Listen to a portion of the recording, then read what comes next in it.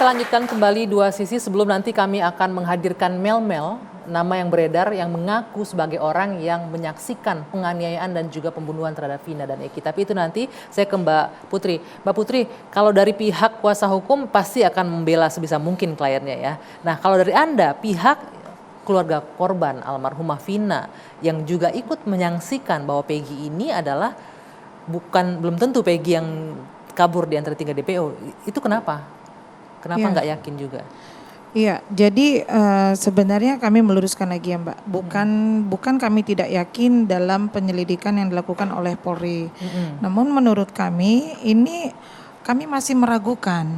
Meragukannya berdasarkan apa Mbak Putri? Berdasarkan dari di dalam putusan, Peggy kan selama ini tidak pernah diambil keterangannya dan hanya berdasarkan informasi dari terpidana lainnya. Nah, namun Peggy ini juga tidak ada orang yang menyaksikan secara langsung apakah Peggy ini pelakunya atau bukan. Hanya berdasarkan keterangan dari AF dan Dede, dan itu juga AF dan Dede tidak melihat langsung apakah itu Peggy atau bukan. Nggak yakin juga kalau itu Peggy atau bukan ya, AF dan Dede. Karena hanya melihat dari jarak 100 meter dan itu malam hari. Itu oleh karenanya kenapa Pak Hotman kemarin berstatement seperti itu, ya beliau meminta untuk benar-benar ke Polda Jabar ini secara teliti untuk menetapkan status tersangka pada Peggy Setiawan. Begitu, karena kita ini kan dibuat gamang ya dengan apa yang ada sekarang gitu. Di dalam putusan hanya ada peranan Peggy alias Peron, namun Peggy yang mana ini kan belum jelas. Di dalam putusan boleh dirimain lagi nggak perannya Peggy alias Peron itu apa persisnya di situ? Jadi apakah benar sebagai otak pelaku? Sebentar saya baca. Kalau sekilas yang kita baca di sini Peggy ini, saudara Peggy ini melakukan saudara Dani, saudara Andi, dan saudara Peggy alias Peron bersama-sama 6 orang lainnya melakukan pengeroyokan terhadap korban almarhum Eki alias Eki Rudiana dan almarhum Pina. Kemudian saudara Peggy berboncengan dengan saudara Andika menggunakan motor Honda Vario. Kemudian saudara Andika membawa korban almarhum dinaikkan ke atas motor yang dikendarai saudara Andika. Ini dalam keterangan saudara Hadi Saputra. Ya, itu juga ada di dalam BAP. Kemudian di halaman 3 keterangan tersangka Hadi Saputra, saudara Pedi dan saudara Dani memukul korban almarhum Pina. Cukup di situ dulu Mbak Putri. Saya udah jelas posisi, artinya menyaksikan membutuhkan apa bukti yang kuat gitu ya dari pihak keluarga juga mau seperti itu ya. Saya mau ke Pak Ito sebelum ke Pak Fredrik nanti. Pak Ito, kita sejauh ini mengapresiasi apa yang sudah dilakukan oleh aparat kepolisian dengan sigap akhirnya berhasil menangkap 1 dari 3 DPO. Tapi kemudian juga muncul pertanyaan ketika dengan jelas polisi menyebutkan 2 DPO lain fiktif, tidak ada. Itu pertanyaan pertama, apa yang membuat polisi yakin seperti itu? Karena kalau kita lihat ini kan akhirnya polisi mengoreksi putusan hakim yang sudah final ketika kasus ini sebelumnya diputuskan. Yang kedua, pihak tersangka punya alibi kuat.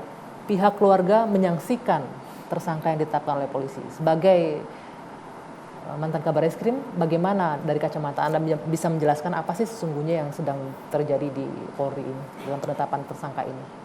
Baik, Bagi. Yang pertama di dalam Perkap ya nomor 6 tahun 2019 itu disebutkan ada namanya manajemen tindak pidana. Salah satu diantaranya adalah menetapkan seseorang menjadi DPO. Jadi nggak sembarangan ini kan. Nah kemudian kalau seseorang ditetapkan sebagai DPO dan saat ini sudah ditangkap, tentunya harus dikedepankan azas praduga tak bersalah kan. Dia punya hak pasal 66 ayat 1. Kemudian yang kedua, tentunya Polri ini atau penyidik telah memiliki alat bukti yang sah. Alat bukti yang diyakini itu terkait. Bukan hanya dari keterangan amar pengadilan saja, tapi bisa dari saksi-saksi yang mungkin akan memberikan kesaksian bahwa terkait dengan saudara Peggy untuk dibuktikan nanti di pengadilan, diujinya. Kemudian yang ketiga, kalau memang dari penyidik ini mereka salah dalam menangkap orang, kan sudah nanti diajukan pra-peradilan. Ya, kalau dari pra-peradilan itu dinyatakan secara formal saudara Peggy itu bisa diteruskan, barulah nanti secara material penasihat hukum akan menyampaikan argumentasi hukumnya di pengadilan. Nah sekarang kalau misalnya penyidik nanti salah dalam menetapkan saudara Peggy ini sebagai tersangka ya Mbak Anggi, maka tentunya ada namanya konsekuensi hukumnya di pelanggaran kode etik. Bisa kena sanksi administrasi sampai dengan sanksi hukuman ya, hukuman disiplin. Nah kemudian yang kedua, kalau misalnya betul-betul saudara Peggy ini ternyata dibuktikan ada keterkaitan dengan kasusnya, maka kepada pihak-pihak yang dianggap selama ini adalah melindungi bisa kena kasus pasal obstruction of justice ya 221. Jadi kalau kita lihat di sini apa yang dilakukan tadi dikatakan Mbak Putri, penyidik ini tidak mungkin hanya mendasarkan kepada amar dari keputusan pengadilan, karena penyidik ini dia sudah melakukan eksaminasi dengan memanggil semua terpidana. Oke. Ya. Sebentar Pak Ito, kalau dengan memanggil semua terpidana untuk dimintai keterangannya ya, lalu bagaimana kalau ada saksi juga yang menyebutkan bahwa malam kejadian si Peggy ini ada bersama mereka, itu apakah juga akan mempengaruhi berjalannya proses penyidikan? Kan nanti diuji di pengadilan. Ya kita nunggu di pengadilan, kan pengadilan yang menentukan apakah memang yang bersangkutan sudah ditetapkan sebagai tersangka, tapi belum masuk ke ranah penuntutan. Bisa saja nanti jaksa mengatakan ini kurang buktinya sehingga oleh penyidik harus di SP3-kan. Ya, berarti SP harus dihentikan penyidikan. Tapi kalau nanti jaksa bisa menerima, berarti ada meyakini dua alat bukti yang saat ini sudah dimiliki oleh penyidik itu adalah memenuhi memenuhi unsur sehingga akan bisa diteruskan ke penuntutan. Oke, artinya untuk sekarang nih biar publik juga paham nih Pak Ito ya. Iya. Untuk sekarang penahanan Peggy artinya polisi sudah punya dua alat bukti yang kuat ya. Ya, pasti. Masalah nanti ada saksi-saksi itu pembuktiannya di pengadilan. Ya, betul. Oke, nah lalu bagaimana dengan dua DPO yang dianggap fiktif itu? Itu sama. Sama, polisi ini kan tidak sembarangan mengatakan bahwa dua DPO ini fiktif. Kalau memang betul dua DPO ini fiktif, terhadap pihak-pihak yang menyatakan bahwa dua orang ini adalah DPO, dia bisa dikenakan pasal 242. Ya, memberikan keterangan palsu di pengadilan. Itu, tapi kalau misalnya polisi yang salah, tentunya tadi saya sampaikan ada sidang kode etik yang menunggu. Kenapa kok bisa menetapkan yang bersangkutan itu fiktif, apa dasarnya? Nah tentunya di sini ada gelar Mbak. Sebelum menetapkan DPO itu ada gelar perkara yang dilakukan oleh pihak penyidik. Oke. Dari pihak kuasa hukum diinformasikan nggak sebelumnya terkait dengan gelar perkara apa saja ketika mendampingi Peggy? Ya belum. Iya. Makanya simpel sebenarnya permasalahan ini. Kami itu tidak percaya dengan alat bukti yang dimiliki oleh penyidik sehingga Peggy Setiawan ini ditetapkan tersangka. Alasannya adalah karena DPO itu Peggy alias Peron. Dengan ciri-ciri yang sudah ditetapkan oleh Polda Jabar pada saat penetapan DPO, itu ciri-cirinya kan jelas. Peggy alias Peron, rambutnya keriting, warna kulit hitam, kemudian tinggi badannya 160, pada tahun 2016 umurnya 22, pada tahun 2024 umurnya 30, tinggal di Banjarwangunan. Peggy yang sekarang ditahan umurnya berapa? Yang ditangkap ini rambutnya tidak keriting, tidak tinggal di Banjarwangunan, umurnya 27 tahun. Selisih 3 tahun? Iya. Beda 3 tahun? Yang jelas alamatnya juga beda. Tadi Anda bilang Anda tidak yakin dengan alat buktinya. Iya. Berarti sudah tahu alat bukti apa yang dimiliki polisi? Bukan, karena penyidik tidak menjelaskan, karena DPO-nya juga sudah jelas ciri-cirinya, yang ditangkap pun jelas berbeda dengan ciri-ciri dengan DPO berbeda, artinya, maka kami tidak yakin. Oleh karenanya simpel, tolong ya melalui Barreskrim Polri atau Karwasidik ini dilakukan gelar perkara khusus. Tim penasihat hukum dari Peggy Setiawan ini dilibatkan agar diberitahu saja dari mana Peggy alias Peron sebagai DPO ya, kemudian yang ditangkap adalah Peggy Setiawan. Itu saja sebenarnya. Peggy Setiawan ini tidak punya nama alias Peron? Tidak, Peggy Setiawan ini nama aliasnya itu Pegot. Pegot. Iya, Pegot.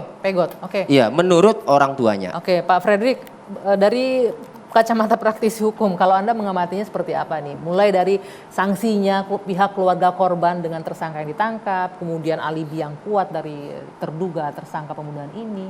Apa yang Anda lihat dari kasus ini, Pak Fredrik? Begini, kalau menurut saya yang jelas satu, kita negara hukum, apapun yang diputus oleh hukum, senang tidak senang, benar tidak benar putusan itu, benar tidak benar putusan tersebut, kita wajib patuh, harus mematuhin.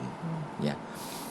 Untuk 8 tersangka ini kan sudah dijatuhin hukuman. Ya. Yang 7 sudah hukuman seumur hidup. Tentu dalam hal ini mereka bisa melakukan upaya hukum luar biasa. Tapi saya mendengar informasi bahwa mereka sudah mengajukan gerasi dan sudah ditolak. Berarti kan sudah pupus, tidak punya harapan apapun lagi. Senang tidak senang wajib kita patuhin. Dan saya yakin meskipun banyak sekali atau bukan banyak sekali ya, adanya oknum-oknum di segala instansi termasuk Polri yang kerjanya tidak benar. Tetapi mayoritas polisi itu mengerjakan dengan benar, maka kita bisa hidup dengan tenang. Seperti sekarang.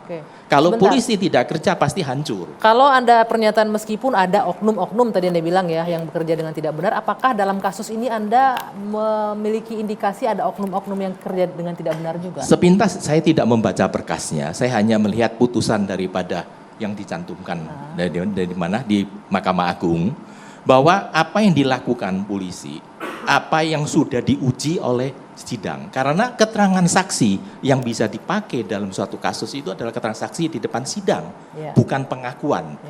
Dan jangan lupa, meskipun dalam hal ini tadi saya mendengar ada diceritakan bahwa saudara Ibnu ini adalah mengetahui Peggy itu tidak ada bersama mereka, tidak tersangkut lah dalam hal ini. Tapi jangan lupa, dalam hal itu yang kita harus melihat itu adigim unus testis nullus testis. Satu saksi bukan merupakan saksi. Jadi nilainya yang dia mengatakan tidak di sana itu akan dipertimbangkan oleh hakim maupun penyidik. Apakah ini bisa untuk mengesampingkan atau menolak dalam pada tuduhan yang dijatuhkan. Walaupun yang memberikan kesaksian ada banyak tuh, katanya ada 4 orang kan. Mau 1000 orang pun tetap satu saksi. Oke. Ya, saksi ini harus ada kaitan dengan kasusnya. Kalau saksi Ibnu ini ada kaitannya dengan kematiannya korban dalam hal ini Vina atau si Eki, bisa digunakan. Itu pertimbangan itu sangat jelas loh, itu 185 itu KUHP itu sudah sangat jelas menjelaskan. Dan lagi dalam satu hal ya, saya melihat secara objektif sebagai seorang praktisi hukum ya. Apakah saudara Ibnu ini mempunyai suatu kemampuan yang kita sebutkan hipertemesia? Apa itu hipertemesia? Hipertemesia itu adalah kemampuan ingatan yang luar biasa super. Di dunia itu cuma berapa orang. Yang maksudnya gini, saya ingat waktu umur 1 tahun saya diapain, saya ingat detil setiap detik. Karena manusia itu pada umumnya itu memorinya ada namanya long memory, tapi itu adalah memori normal. Saya akan mengingat 6 tahun yang lalu saya sama istri saya kemana. Tapi saya tidak mungkin saya ingat saya naik mobil apa, saya makan apa, nonsen. Kalau saya ingat itu berarti rekayasa. Jadi Anda meragukan ingatan Ibnu dalam hal ini? 1000% itu tidak benar. Tidak benar? Iya, karena bisa diuji sama dengan dokter psikolog. Bukan wewenang saya mengatakan, karena kecuali Ibnu ini adalah termasuk orang yang punya ingatan yang luar biasa. Kalau seorang normal, kita semua, saya yakin tidak ada satupun yang bisa. Pernyataan juga saya dengar dari psikolog forensik. Ingatan manusia itu mudah terfragmentasi, mudah terdistorsi dan lain-lain. Begitu ya. Nah, Mas Ibnu, Anda yakin, boleh digunakan mic-nya? Anda yakin dengan pernyataan Anda tadi bahwa 8 tahun yang lalu Peggy bersama Anda dan 4 rekan lainnya di Bandung sampai malam hari itu, melewati malam bahkan sampai besoknya? Ingat, saya nganter bondol tanggal 27 Agustus aja malam jam 8-an. Terus habis itu saya tuh mampir ke warteg tuh, beli nasi terus pulang, ngebedeng makan. Habis makan, ngerokok dulu terus tidur. Habis makan tidur aja. Iya, ke bedeng tuh habis makan tidur. Itu sampai pagi tuh sama Peggy di situ ya? Tidur ya sampai pagi.